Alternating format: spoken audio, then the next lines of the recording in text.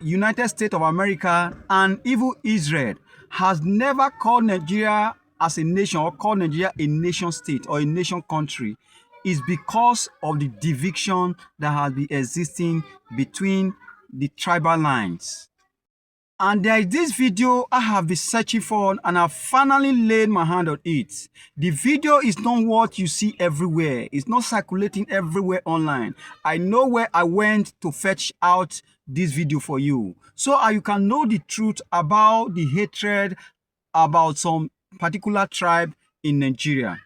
That if you want to move forward, you must not associate yourself with them. You must not allow the Igbos to rule as the head of Nigeria. Now I'm beginning to understand what is existing, what they have not been telling us, the histories that have, changed the mentality of integration or living together or coexisting as a nation. Yes, the division is so wide that even other countries, they see it more than we even see it. Because when you say a country is a state or a nation, they have common objective, they have common language, and they have common goal. And the goal that we talk about here in Nigeria is to make sure one part of this country is marginalized. One part of this country never rise. They never want them to see the light of the day. But don't forget that even when they waged war against them, they were quite demystified. They were conquered. About 3 million people were killed from this tribe. But they managed, they survived. And today, they are flying. They are doing well. Wherever they go, they make sure they make best out of whatever they lay their hand off. And now we are still hating on them. And nobody has ever told us the exact problem that they have. But it takes other countries to tell us what is actually existing among us.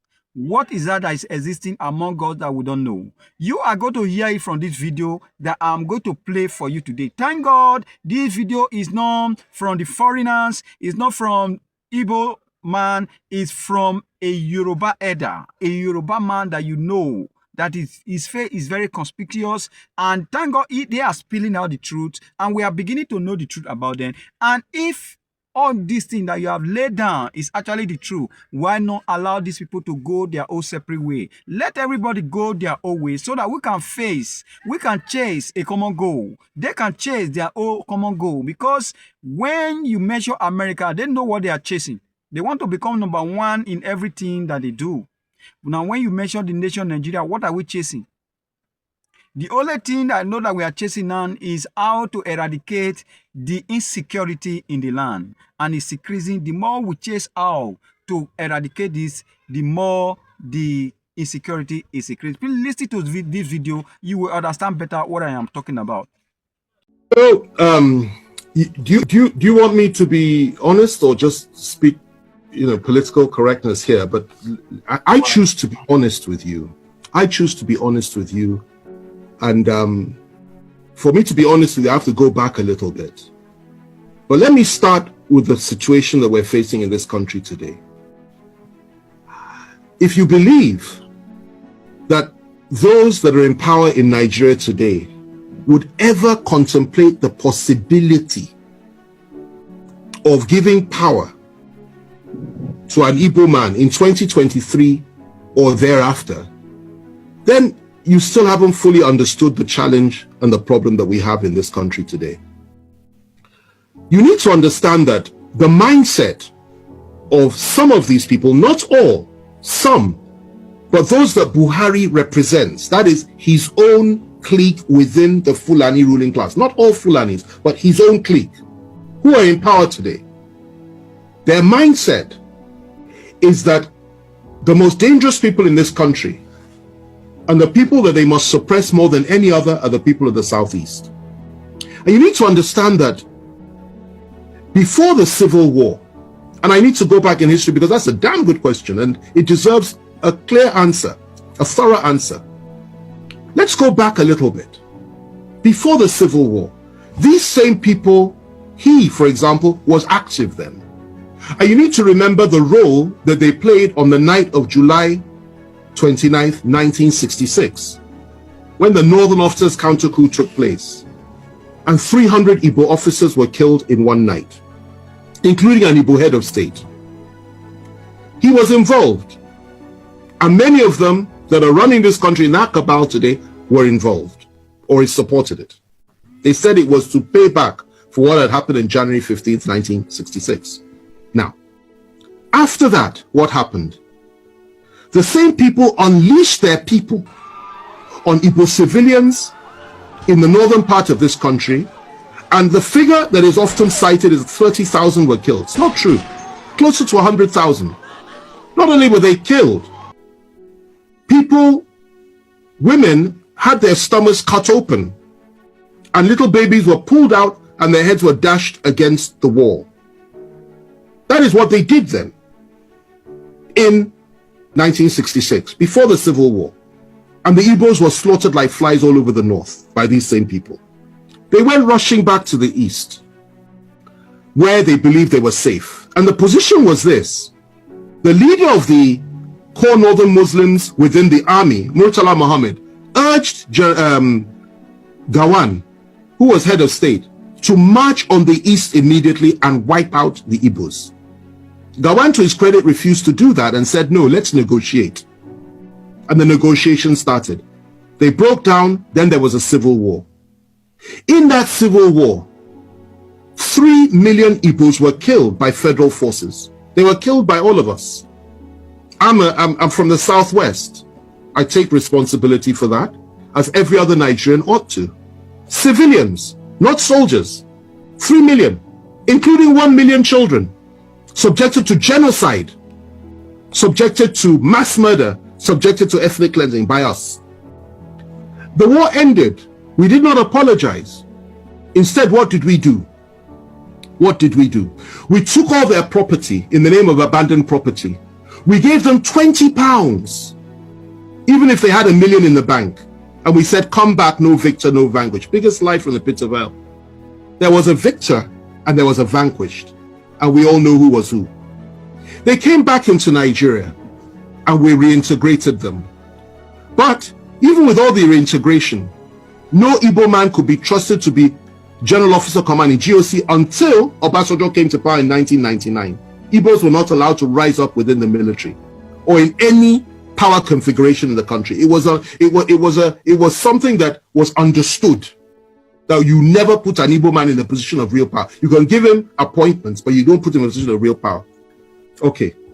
Obasanjo came, made General Obiaku, I think his name was, GOC. And then from there, Jonathan came, he appointed an Igbo chief of army staff. Okay? Yes. My wife is reminding me of the name, Ehejireka. You know, he appointed an Igbo chief of army staff. Okay? And we thought things would go on that way. There would be a reintegration of the Igbos. And Obasanjo integrated many Igbos. People like Obi Ezekezi, and Uba, so many came in and playing key roles, key positions. We thought things would get better.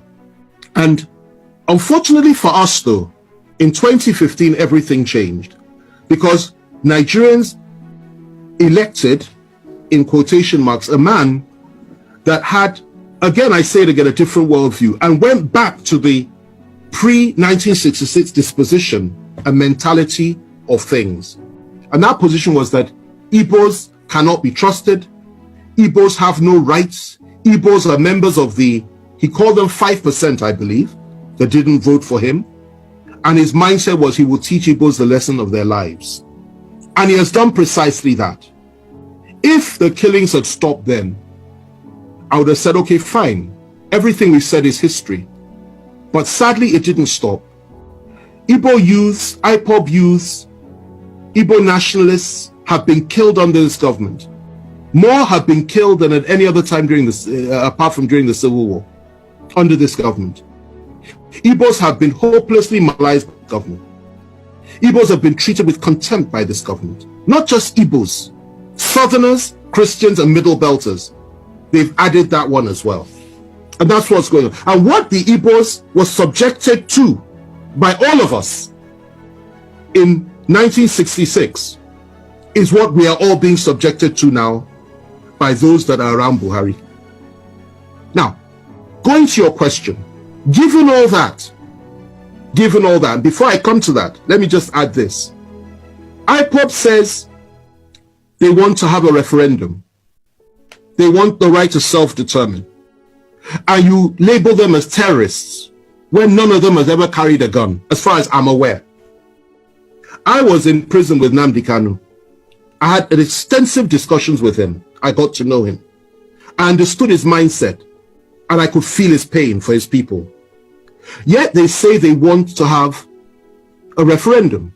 You say they're terrorists. Meanwhile, those that are butchering our people every day in the name of ethnic domination and hegemony, in the name of furthering the ambitions and the aspirations of Usman Dan Fodio and Samadu Bello and Buhari himself, the three Mahdis, you don't call them terrorists. You pat them on the back, you refuse to arrest any of them.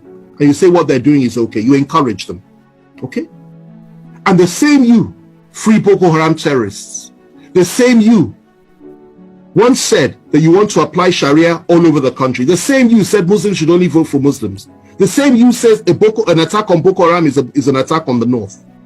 The same you has said so many things which implicitly are on line and on all fours with the Boko Haram philosophy. These are the people that have been ruling us for 5 years. And the same you has empowered the Fulani to a point that they have everything now. And you really believe that those people in 2023 will sit down and say that they will allow a situation to arise whereby the one they hate the most can possibly take power in this country? They will not allow that to happen. Now, if you ask me what I think that would be the way forward as an individual. That if you really want to appease the Southeast, indeed the people of the South, why on earth not? Why shouldn't we have that? But the reality is that those that control the levers of power are diametrically opposed to that philosophy. They don't pretend not to be. They will never deny it. And they're not even hiding it. So they won't allow that to happen. What they will tell you at the very best is possibly will give vice presidency to the Southeast. And in a situation like that, if they did that, and the northern president came to power, and something happened to him, I assure you they will never let an Igbo man take power. It's their mindset. Even the one that's there now, the Yoruba man that's there as VP. If anything happens to Buhari, I doubt very much they will let him take power. The position that they have adopted is that power must remain in the north, in perpetuity for as long as possible. And they have rationalized it over and over again. So that's the situation that we're in. But left to me, two things. The first thing is this. That would go a long way to... And I've always said, Nigeria has an Igbo problem. And I'm not saying it to please people who are known as Igbos. But the moment they decided to take the action they took in 1967 to 1970, the war, Nigeria, having won that war in their eyes, never forgave the Igbos. That is the reality. And if I were to be president of Nigeria today, the first thing I would do is to head to the Southeast and apologize to them for the war. Part of it is that I'd never participated in it. And I cannot continue to fight a war that I did not engage in. And then ask them, what do we want? So are you saying that the federal government has, even before successive governments, yes, they've always had this anger against the Igbos? There is a secret memo, I don't know where it is located, in government, that whenever we want to take charge in this country, be careful of the Igbo. Don't give them position. Don't give them opportunity. Otherwise, they will overrun. It's a well-known fact. Even our parents, tell us, Igbo. You understand? Some of them even say it unconsciously. They even say it on radio shows in this country. So don't let us lie to ourselves, because except we bring this out, openly Yes. and discuss. It's a taboo that we have refused to discuss. True. We are not going to solve the problem. It is the reason why the federal government of Nigeria feels that in 2024, detaining Nnamdi Kanu against all the court orders, against all the court rulings, is the only way to go. You know, I was detained in the DSS place for 5 months. Yes. There's nothing there to detain anybody. For the place is not even functioning. The DSS headquarters. Yes, is it the same DSS people who are watching BB Nigeria from morning to night? No, it's true now. I was there with them for 5 months. I've said this publicly. So all the institutions in this country are broken down. But let's get back to a reality. One thing I've told people is that you are looking at Igbos as the only people who want to secede. But who in this country today has not mentally seceded from Nigeria? Mentally seceded. Who has not left, except those who are trapped? If anybody in this country is working in a bank and he has 10 million naira and somebody say you can get into Canada, he will leave the next day. I swear. Is that not secession? Is it what of secession is that you leave a country, Yes. you say to that country goodbye, And not do it you again. get to the other country, you bow down, you touch the Soil. the soil, Anything they say, you go do am. and then you renounce your citizenship of the country you are coming from.